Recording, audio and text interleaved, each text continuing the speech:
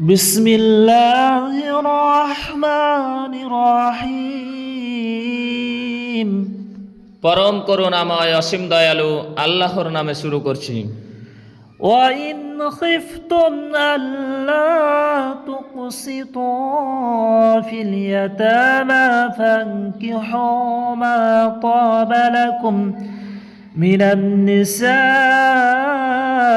مَثْنَى وَثُلَاثَ وَرُبَاعَ فَإِنْ خِفْتُمْ أَلَّا تَعْدِلُوا فَوَاحِدًا أَوْ مَا مَلَكَتْ أيمانكم ذلك أدنى ألا تعولوا।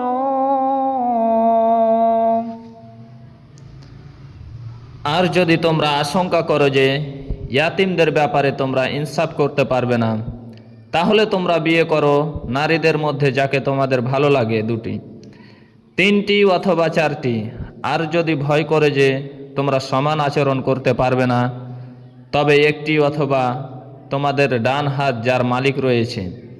এটা অধিকতর নিকটবর্তী যে তোমরা জুলুম করবে না।